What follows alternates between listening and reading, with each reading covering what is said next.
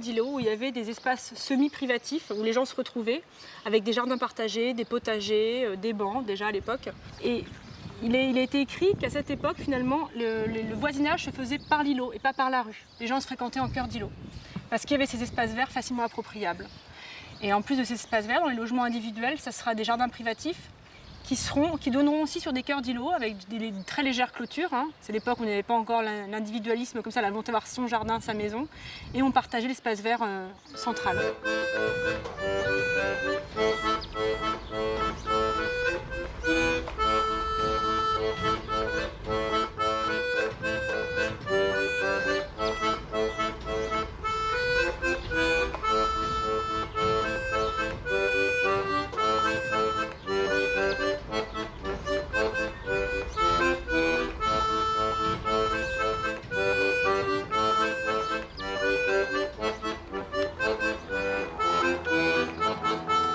En fait, on peut imaginer que les jardins potagers étaient exactement ici. C'est-à-dire ce qui est en déshérence aujourd'hui, qui est un espace vert pas fréquenté, c'était les potagers. Chaque logement avait son petit potager et puis c'était des lieux de sociabilisation. On avait déjà l'étendoir commun là, pour le linge. Voilà, c'était des endroits vivants. Et même pendant la guerre, alors que les Allemands avaient acquisitionné ces cités-jardins, les gens pouvaient continuer, on a trouvé ça dans les textes, à cultiver leur potager.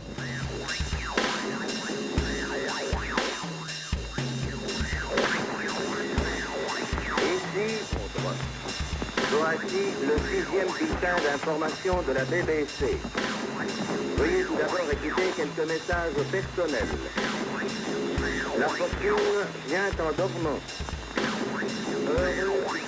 Au moment de l'occupation allemande, la première unité à venir sur l'aéroport de Bourges est la KG-27, la Gesweider 27, qui est une unité de bombardement allemande, qui est tout de suite, dès le 16 septembre 1940, est installée à Bourges et va prendre possession de tout le quartier, quasiment, l'usine Henriot dans son intégralité, la piste bien entendu. Bourges, ça va être réquisition. Cette photographie-là a été prise en 1940. On y voit des prisonniers de guerre français qui vont aller déblayer pour le compte des Allemands et travailler sur la plateforme de l'aérogare de Bourges.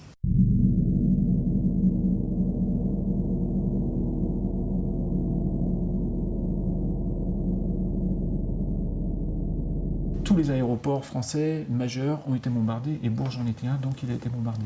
Et là on voit le run, c'est-à-dire le largage, et on a les petits points noirs qui sont des bombes antipersonnelles que l'on aperçoit. Mais bon, ça avait été quand même évacué, les civils, les habitants de Bourges avaient compris que ça commençait à devenir dangereux.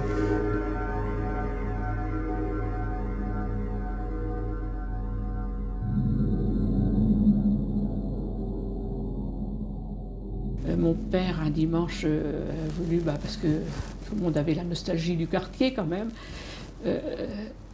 il est monté, c'est un dimanche, à l'époque c'était les Anglais, je crois, qui bombardaient, et puis il y a eu un bombardement, et il a eu atrocement peur, et donc il s'est mis à l'abri avec des Allemands qui étaient là. On se souvient de ça, mais il paraît qu'après, quand il est rentré chez ses parents, parce que mon père habitait chez ses parents, nous, vous voyez, nous étions dispersés, il était livide. Au moment des bombardements, la cité a été endommagée, mais bon, elle n'a pas été rasée, il faut quand même rester correct.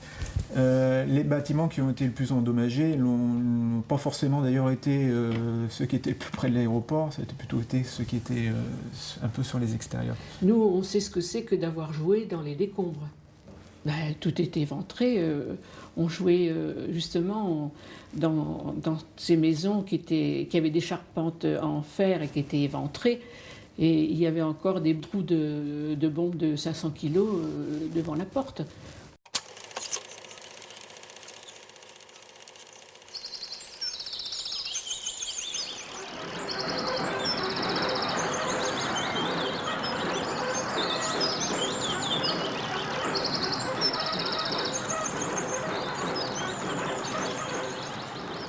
Et puis la vie a repris.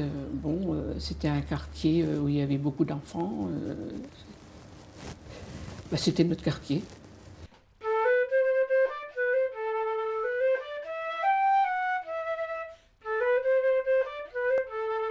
Mon vrai nom de jeune fille, c'est Posé. Mon père était sabotier, faisait les sabots à ce moment-là. Puis ma mère, elle allait en journée chez les uns, soit la cible, soit ce qu'il y avait dans les fermes, quoi. Et puis après ça, là, moi, je suis partie domestique en Richemont, chez un marchand de bestiaux. J'avais 17 ans.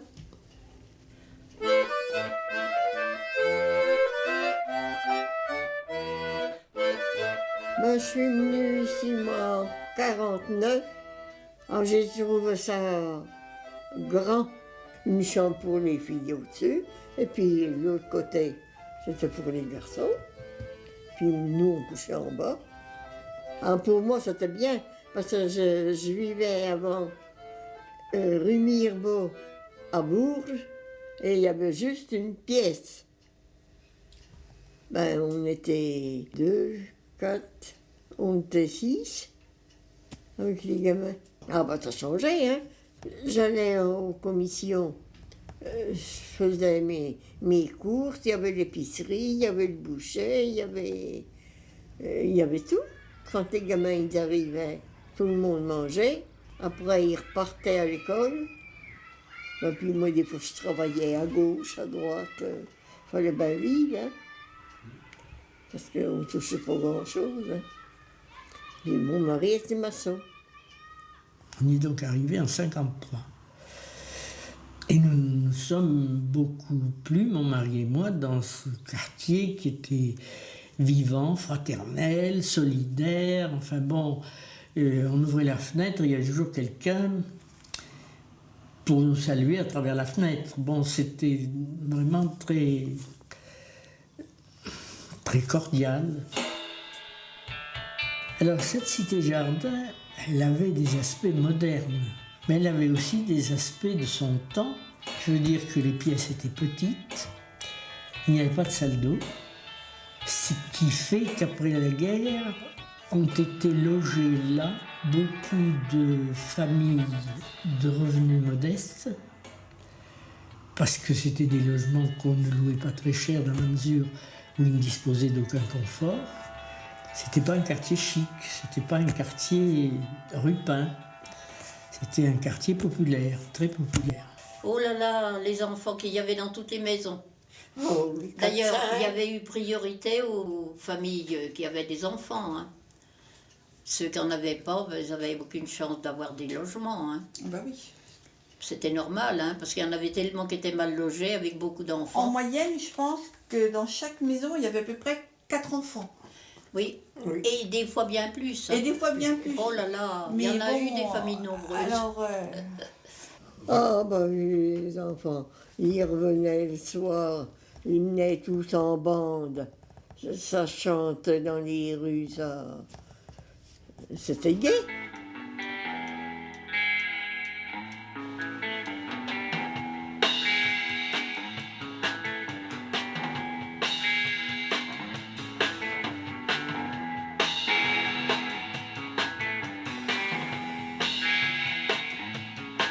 Il y avait une espèce de solidarité, de fraternité, on se connaissait, on se parlait, on était au courant des difficultés des uns et des autres, des malheurs qui arrivaient aux uns aux autres. Enfin, il y avait quand même des difficultés. Vous savez, faut pas imaginer ces périodes-là comme des périodes de bonheur intégral. Hein. C'était aussi des périodes de revendications, de difficultés, comme il y en a dans les familles modestes. Bon, c'était des revendications, je dirais, de gens simples qui essayaient de vivre aussi bien que possible. Tout le monde avait l'électricité, là. Et il n'y avait pas de chauffage. il n'y avait Ah pas non, de il y avait pas de chauffage. chauffage. Ah non, on avait la cuisinière. on avait la cuisinière. Elle était là. Mais en Donc haut, voilà. c'était froid. Hein. Quand il fait vraiment bien froid, et bien on faisait chauffer une brique dans le four de la cuisinière, on l'enveloppait dans du papier journal et on mettait ça dans le lit. Comme ça, on avait le lit chaud.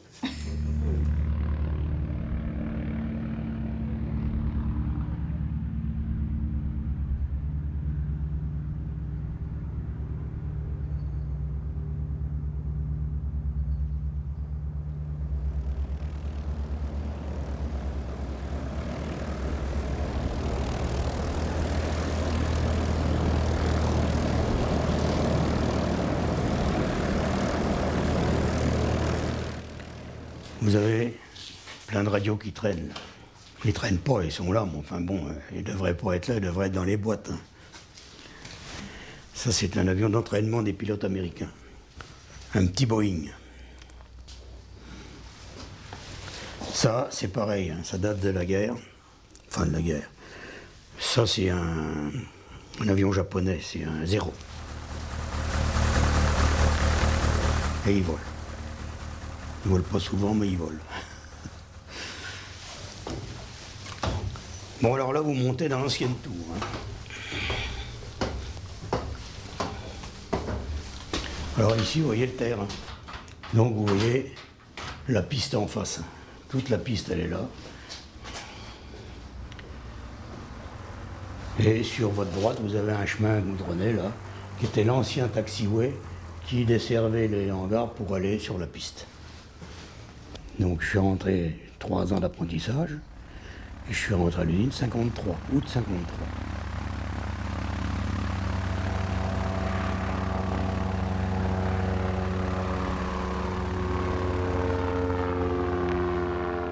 Alors on a déjà travaillé dans les ateliers pour apprendre à travailler, si vous voulez, l'aéronautique, proprement dit.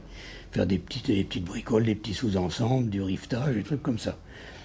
Et pendant 2 mois. Ça, c'était la règle générale. Et tout le monde y passait. Et on appelait ça, à l'époque, l'atelier qui était le bâtiment saint, c'était la mine de sel.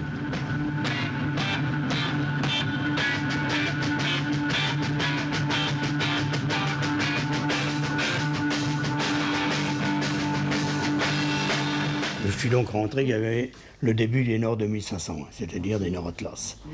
Et le premier travail qu'on m'a donné à faire avec un copain qui était avec moi mécano, 20 litres d'essence, un paquet de chiffon, on nettoyait les avions. Ça, c'était le rituel. Ça, c'était mon premier boulot sur les avions, nettoyer l'avion. Alors, je peux vous dire qu'il y en a pour un moment, avec un seau d'essence et des chiffons, pour nettoyer un avion. Hein. Surtout que c'était quand même pas une petite bestiole, quand même. Hein. C'était quand même un gros avion. Et après, on m'a mis avec un vieux mécano, et j'ai changé un moteur sur un Siebel. Et le jour qu'on a changé le moteur, on l'a mis en route, on y a foutu le feu dedans. On avait trop injecté d'essence, et on a foutu le feu dans le moteur. Je me souviens, on commence à 7h le matin, on finissait midi, 2h, 6h le soir. Ça, des modèles d'avion, il y en a eu quand même. Nord 2500, après Nord 262 et Transal, alors là, ça occupait du monde. Hein. Il y avait quand même presque 3000 personnes là.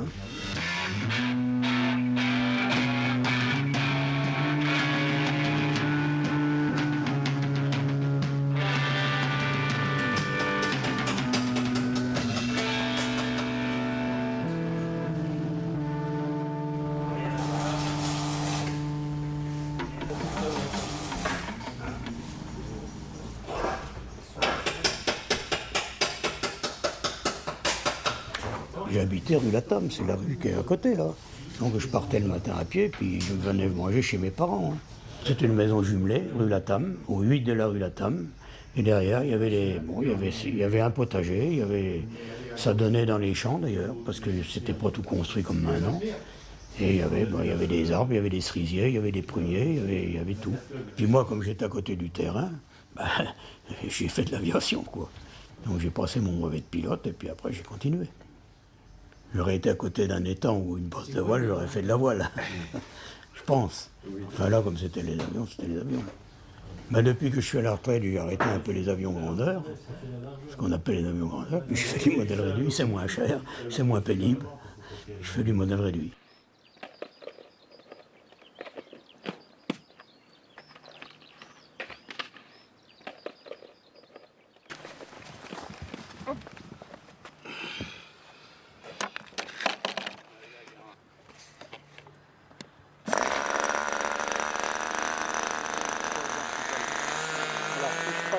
Dépêche-toi, Gaël. Tiens, le juste à la dérive. Tu vois, regarde, il décolle tout seul. Il n'a pas touché l'aileron, là. Il décolle tout seul.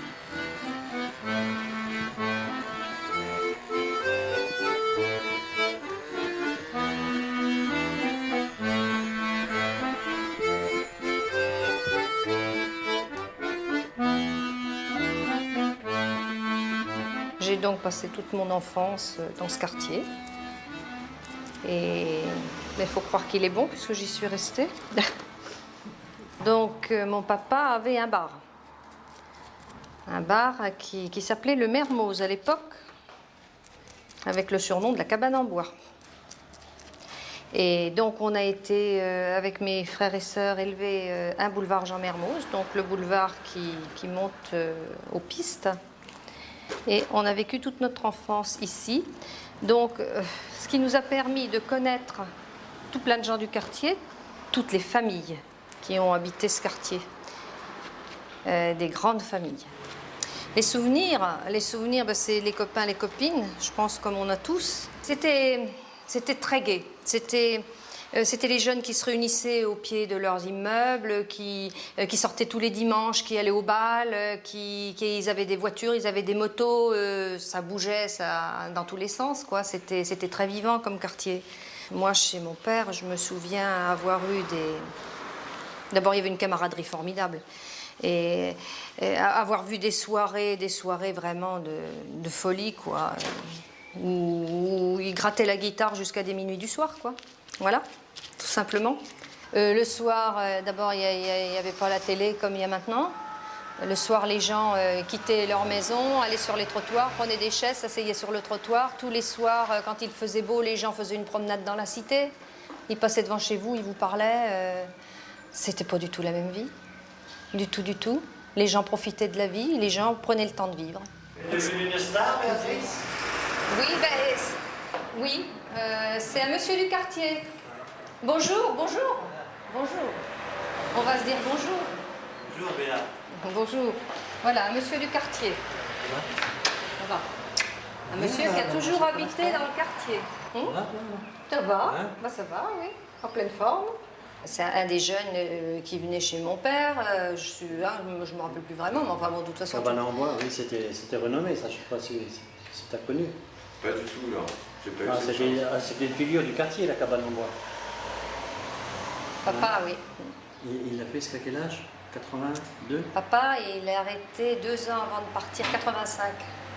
85 ans. À 85 ans, il a plus son bar. Ouais. La cabane en bois. Alors tout le monde me dit, oui, mais vous, c'est un salon de coiffure qui n'est pas comme partout. Vous êtes très, très familière, on est à l'aise quand on vient chez vous. Mais oui, mais moi, j'ai été élevée comme ça. Je les reçois plus en amis qu'en clients. Voilà.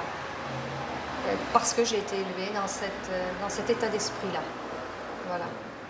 Mais on était tous issus de parents ouvriers, mais comment je pourrais vous dire en 2-3 mots?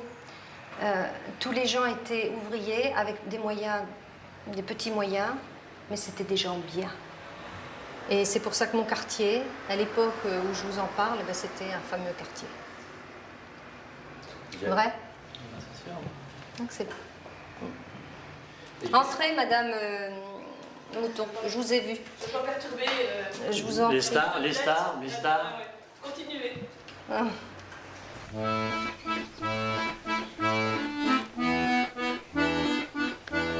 À Bourges, la cité jardin du Moulon, c'est une cité jardin qui n'a que le nom, parce que finalement, c'est que des immeubles avec un square au milieu, ce qu'on fera après dans les années 50, 60, 100 fois.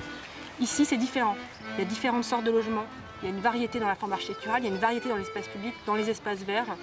Ce cœur d'îlot à chaque fois, les jardins privatifs, les petites venelles. Il y a un soin apporté et c'est pour ça que c'est un échantillon important de l'histoire du logement social pour la ville de Bourges. C'est vraiment un heureux moment, quoi, dans le logement social de Bourges. Donc on revoit une petite venelle qui mène à l'îlot. Il va y avoir un sacré nombre de potagers dans le quartier. Là, on est vraiment sur l'axe principal de la cité jardin, au cœur de la cité jardin, avec les alignements d'arbres, les logements individuels quasiment sur tout le long, sauf ici et un peu au bout. Ça, c'est vraiment la deuxième tranche de la cité jardin, dans les années 30, entre 35 et 39, où on a construit les 108 pavillons. C'est vraiment le cœur de la cité jardin ici.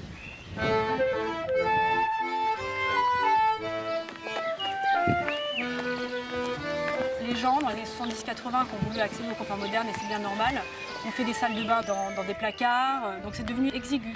Ce qui fait que pour l'office, ça a été très vite problématique, parce que malgré la valeur patrimoniale de l'ensemble, hein, ça on est tous d'accord, ils ne pouvaient plus louer certains logements parce qu'ils n'étaient plus aux normes, ou alors les louer à un taux très bas, ce qui n'était pas rentable pour eux. Ils ont vendu même certains logements, surtout l'individuel hein, bien sûr, alors que pourtant il y avait une vraie qualité de vie, d'avoir un logement social individuel avec un jardin dans un endroit calme où il y a quand même aussi une école, hein. Il n'y a pas beaucoup d'équipements mais il y avait quand même une école qui a été construite au début des années 50. C'était quand même un luxe et c'est ce qui fait que les gens sont très attachés à ce quartier. Il y a même des dynasties un peu familiales qui sont restées ici de père en fils, les oncles et tantes qui habitaient à côté. C'était vraiment le coin. Alors oui, il n'y avait pas le confort moderne, c'est vrai, même si au fur et à mesure ça a été un peu refait, mais il y avait une vraie qualité de vie et un espace partagé quoi, par tous. Vous savez, j'y suis depuis 1952, donc c'est ma vie ce quartier. J'y ai passé beaucoup de temps. En tant qu'enfant, adolescente, instite, retraitée. Et je n'oublierai jamais mon arrivée en 52 dans cette école qui était belle, qui était... Ah, j'étais heureuse d'être à Bourges. Mon père était nommé directeur de l'école garçon. Et ma mère était son adjointe, puisque l'école garçon ouvrait avec 2 classes. Et c'était une école qui était très belle. C'était certainement une des écoles les plus belles de Bourges.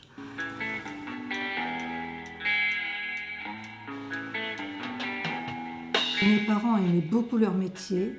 Je peux dire qu'ils ont vécu pour ça. Quand ils parlaient de leurs gamins, c'était leurs élèves. Mais ils en parlaient toujours avec beaucoup d'affection et ils se donnaient énormément de mal. Ils voulaient que les enfants arrivent à quelque chose. Vous savez, mon père, tous les ans, présentait des élèves au certificat d'études et il était très fier parce qu'il avait pratiquement toujours 100% de réussite. Et ma mère, quand elle était directrice, emmenait elle aussi ses filles.